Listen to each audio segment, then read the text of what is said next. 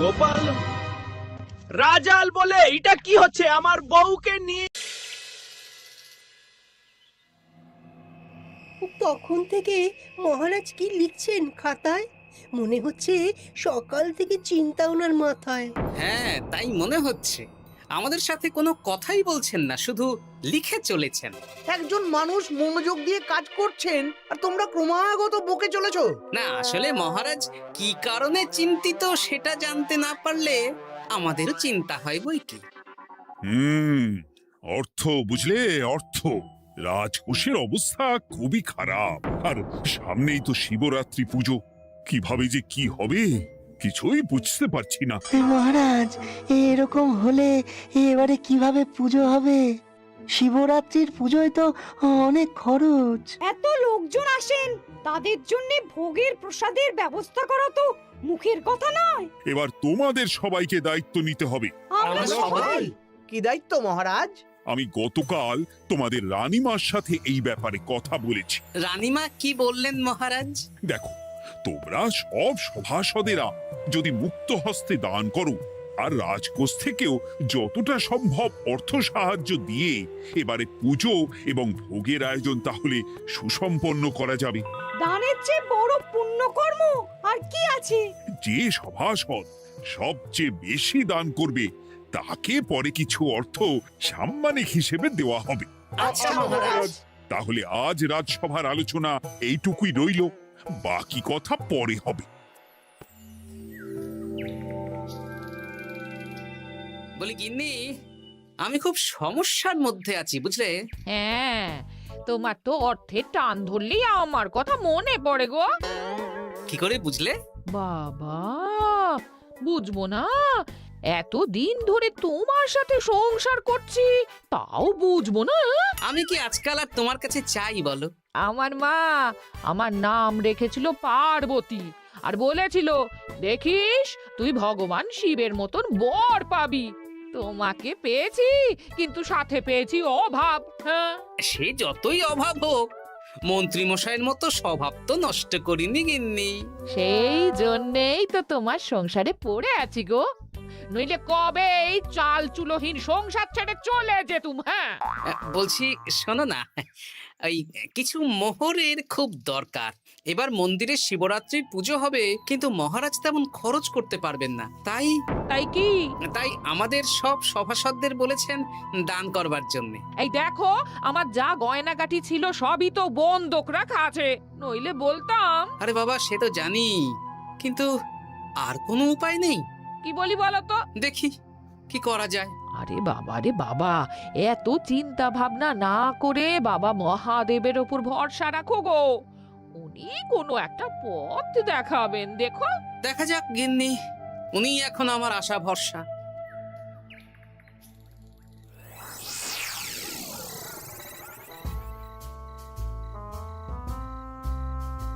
আরে মন্ত্রী মশাই, আপনি তখন থেকে শুধু এদিক ওদিক করছেন কেন বলুন তো? তা কি করব? না, আমরা তো বুঝতে পারছি না আপনার কি হলো। জীবনে অনেক অপমানিত হয়েছি, অনেক মার খেয়েছি, এবার সম্মান চাই। আর কেউ সম্মান না করলেও আমরা কিন্তু আপনাকে বেশ সম্মান করি মন্ত্রী মশাই। তোদের সম্মান আর মহারাজের সম্মানের মধ্যে অনেক পার্থক্য আছে। না, ওই ছোট মুখে বড় কথা বলছি মন্ত্রী মশাই, ক্ষমা করবেন। হ্যাঁ, মহারাজ আপনাকে কেন সম্মান করবেন? সামনে শিবরাত্রি, প্রত্যেক বছরের মতন এবছরেও গ্রামের মন্দিরে রাজবাড়ির তত্ত্বাবধানে পুজো হবে, আর সেই পুজোয় আমাকে দান করতে হবে। তা করুন, আপনার কি অর্থের অভাব নাকি? আরে বাবা, সব অর্থ দিয়েই তো তোদের গিন্নিমার গয়না বানিয়ে দিয়েছি, আমার হাতে আর আছে কই? ও, এই সামান্য ব্যাপার। আপনি মাছের তেলে মাছ ভাজুন। হ্যাঁ, আমিও তো তাই বলতে চাইছি। খোলসা করে বলতো তুই কি বলতে চাইছিস? মানে আমি বলতে চাইছি, আপনি আমাদের দায়িত্ব দিন, আমরা রাজ্যবাসীদের থেকে চাঁদা তুলবো, ভিক্ষে করব। আরো অনেক কায়দা করে অর্থ উপার্জন করে আপনার হাতে দেব, আর সেই অর্থ আপনি নিজের বলে চালিয়ে দেবেন। ব্যাস, তাহলে তো আমার 90% চিন্তাই মাথা থেকে নেমে গেল। ব্যাস, আর কোনো চিন্তা নেই।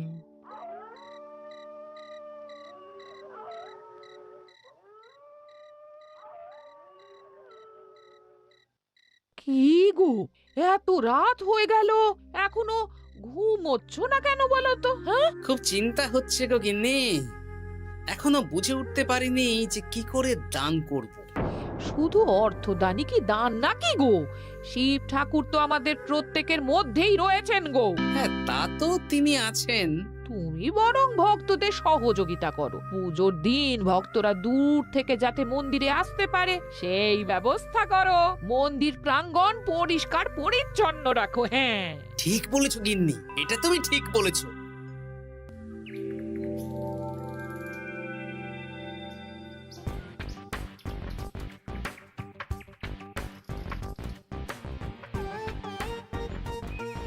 এই যে বাড়িতে কে আছেন? মন্ত্রী মশাই বলুন। হ্যাঁ, তা প্রত্যেক বছরের মতন এই বছরেও তো শিবরাত্রি উপলক্ষে মন্দিরে পুজো হচ্ছে, জানেন তো? হ্যাঁ, সে তো জানি, কিন্তু আমার গিন্নির পায়ে এত ব্যথা যে এবারে আর জল ঢালতে যেতে পারবে বলে তো মনে হয় না। তাতে কি, আপনি দান করুন, বাবা দূর থেকে আশীর্বাদ দিয়ে দেবেন। দান? তা কিসের দান?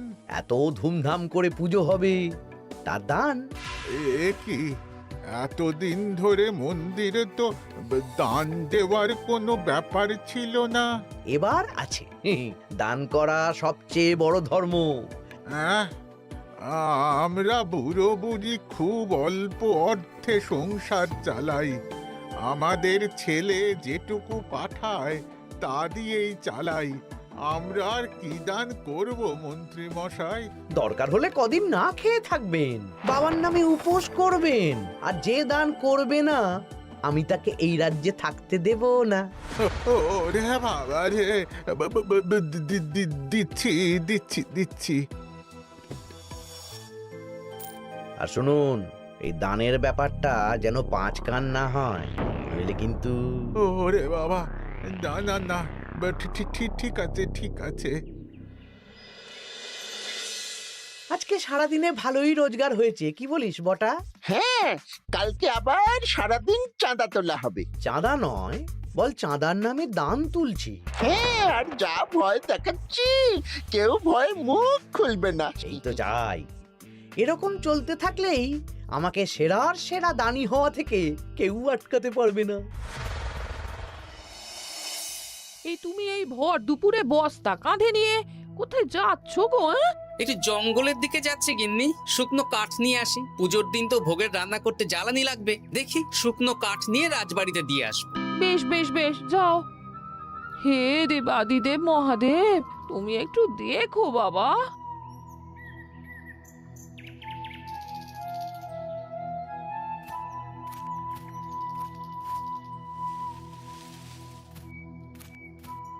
আরে আরে, নগেন খুঁড়ো না, এই সময় কাঠ কুড়োচ্ছ কেন?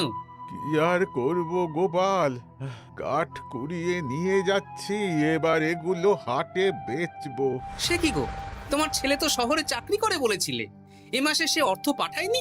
সে তো পাঠিয়েছিল বাবা, কিন্তু আর ভাগ্যের পরিহাস, কি বলবো বলো। কি হয়েছে, কোনো সমস্যা নাকি?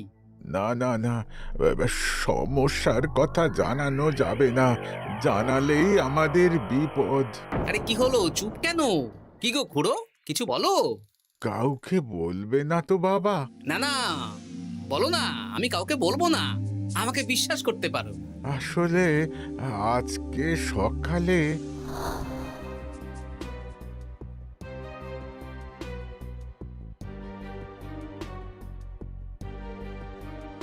হ্যাঁ, মন্ত্রী মশাই? হ্যাঁ, শুধু আমাদের বাড়ি থেকে না, গ্রামের সব বাড়ি থেকে তুলেছে।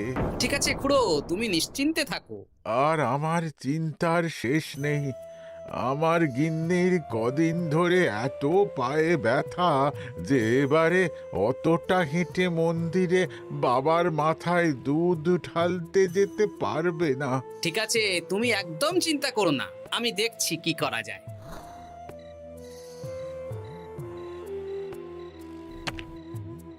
প্রহরী, এটা ভাড়ার ঘরে রেখে দিয়ে এসো। বলো গোপাল দিয়েছে, ভোগ রান্নার সময় জ্বালানি লাগবে তো, তাই এই কাঠ দিয়ে গেলাম। আচ্ছা গোপাল দাদা।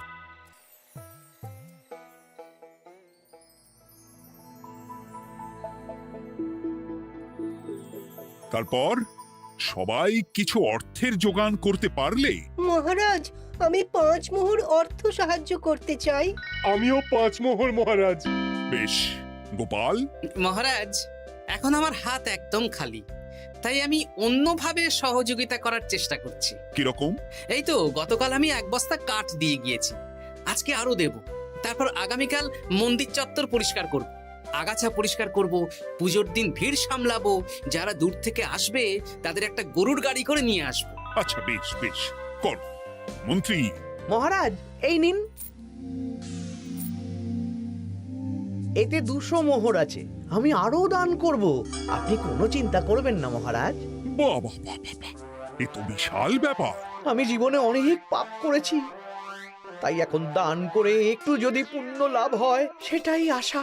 বেশ বেশ। পণ্ডিত, তুমি আর রাজবৈদ্য তাহলে পুজোর দশকর্মা দ্রব্যাদি কেনাকাটা শুরু করো। এখন ধারে নিয়ে আসবে, পুজোর পরে সব শোধ করে দেওয়া হবে। আচ্ছা মহারাজ, ঠিক আছে। তাহলে আজকে আমি আর পণ্ডিত মশাই দুজনে বাজারের দিকে যাব আর সব দশকর্মার দ্রব্যাদি কিনে নিয়ে আসবো। হ্যাঁ হ্যাঁ, তাই কর।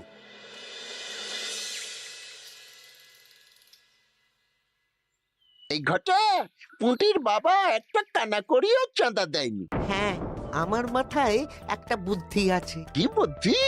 দেখ, ওদের বাড়ির বাইরে একটা শাড়ি ঝুলছে। শাড়িটা দেখে খুব একটা ওই পুরানো মনে হচ্ছে না। ওটা হাত সাফাই করে বাজারে বেচে যা অর্থ পাবো সেটাই মন্ত্রী মশাইকে দেব, তাই তো? একদম তাই।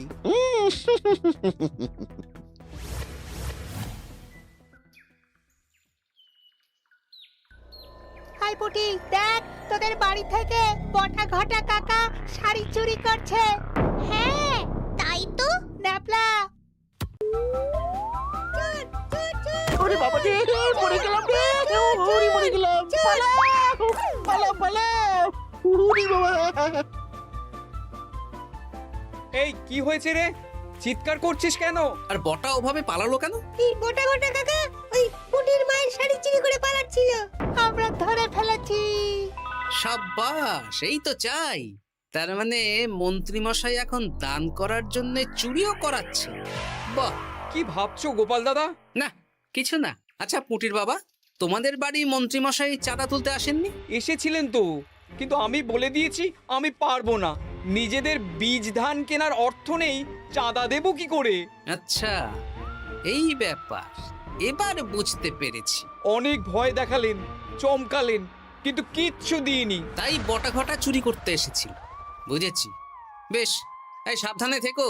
কিভাবে যে সংসার চালাবো? শোনো পুটির বাবা, তুমি এক কাজ করো। বলো। জঙ্গলে অনেক ধুত্র গাছ, আকন্দ গাছ আছে।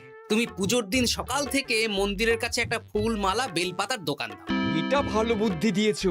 আমি তো এখন মন্দির প্রাঙ্গণ সাফ সাফাই করতে যাচ্ছি, আমি বরং কাজের ফাঁকে তোমার জন্য একটা ছাউনি দিয়ে মন্দিরের কাছে দোকান বানিয়ে দেব। তাহলে তো খুবই ভালো হয়। এই পুটি, তোরাও আমার সাথে চল, হাতে হাতে সাহায্য করবি। চল চল চল। চলো গোপাল দাদু।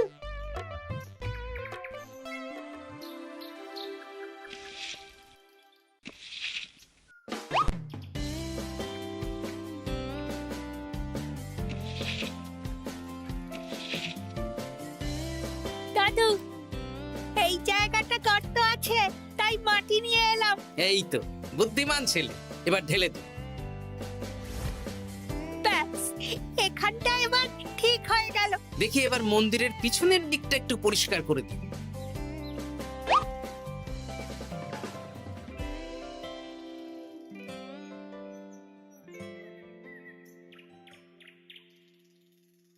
জয় মহাদেব। কি কিসের আওয়াজ হলো? হ্যাঁ দাদু, কিরকম একটা টং করে আওয়াজ হলো। দেখি তো। আরে বাবা, এটা ঘোড়া মনে হচ্ছে। হ্যাঁ তাই তো মনে হচ্ছে। জয় মহাদেব। বের করো বের করো। এই তো।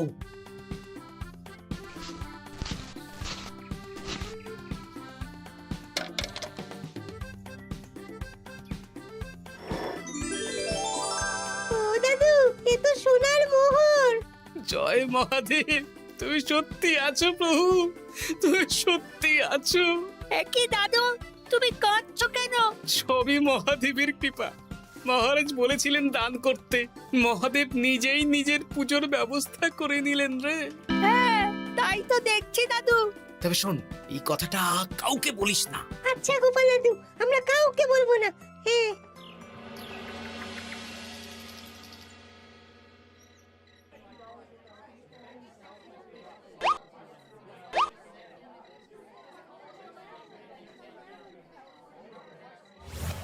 এবার আগামীকাল পুজো।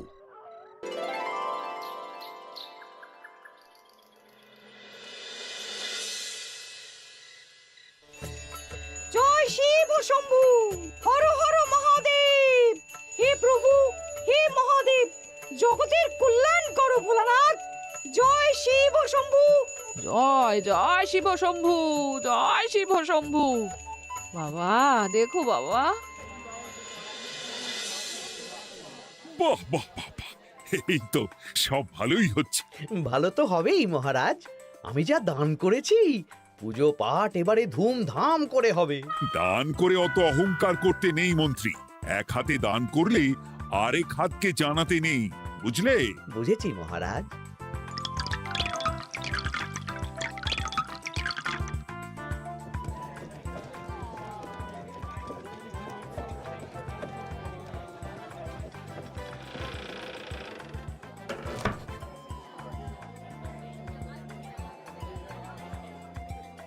আসুন খুড়িমা, আপনি আসুন।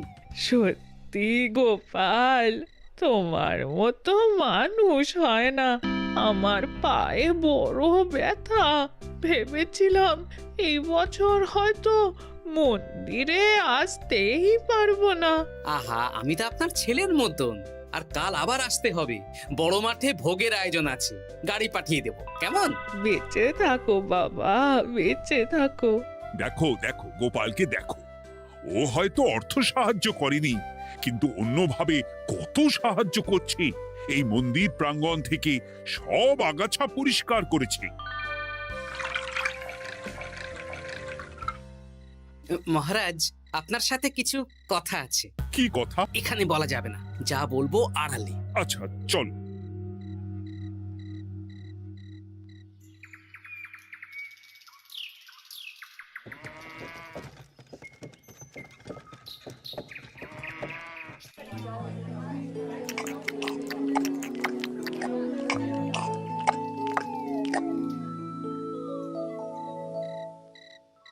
আজ সান্ধ্য সভায় সবাইকে আমি ডাকলাম, তার একটাই কারণ। কি কারণ মহারাজ? কি বলবেন আজ? গতকাল শিবরাত্রির পুজো আর আজ বেলার পুজোর ভোগ গ্রহণ পর্ব বেশ ভালোভাবেই সুসম্পন্ন হলো। এতে আমি খুব খুশি ও শান্তি পেয়েছি। তাই মহারাজ আমাকে সম্মান প্রদান করবেন, তাই তো? আমার মনে হয় আমি সবচেয়ে বেশি দান করেছি। না, তুমি তো কোনো নিঃস্বার্থ দানই করনি। মানে আমি যে কত মোহর দিলাম। ওগুলো তো লোকজনকে ভয় দেখিয়ে দানের নামে চাঁদা তুলে দিয়েছো। সেরেছে, সব জেনে গেছেন। হ্যাঁ, সেই জন্য সম্মান নয়, তোমাকে শাস্তি দেওয়া হবে। ওরে বাবা রে, ভুল হয়ে গেছে, ভুল হয়ে গেছে। ক্ষমা করুন মহারাজ, ক্ষমা করুন। এসব ক্ষমার অযোগ্য ভুল। যাই হোক, মহাদেবের কৃপায় মহাদেবের পুজো হয়েছে। তুমি যে অর্থ লোকজনের কাছ থেকে তুলেছিলে সেটা লোকজনের মধ্যেই বিলিয়ে দেওয়া হবে। তাহলে পুজোয় যা খরচ হলো তার বকেয়া কিভাবে মেটাবেন? সেটার ব্যবস্থা তো স্বয়ং মহাদেব করেছেন মন্ত্রী মশাই। হ্যাঁ, মহাদেব কিভাবে? আমি একদিন বিকেল বেলা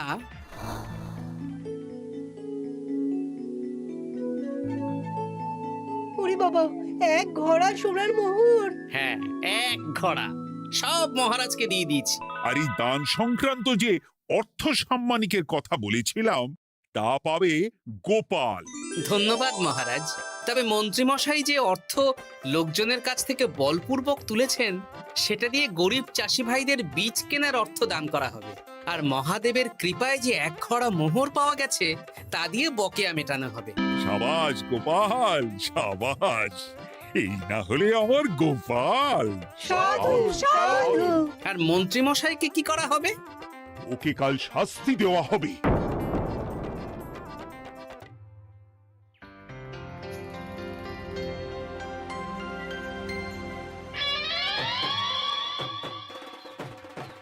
মহাদেব ও শিব ঠাকুর আমাকে ক্ষমা করে দিন আমাকে। ওসব না বলে একবার কান ধরে উঠবস করুন আর একবার করে বলুন জয় মহাদেবের জয়। জয় মহাদেবের জয়, জয় মহাদেবের জয়, জয় মহাদেবের জয়। সবই মহাদেবের দান।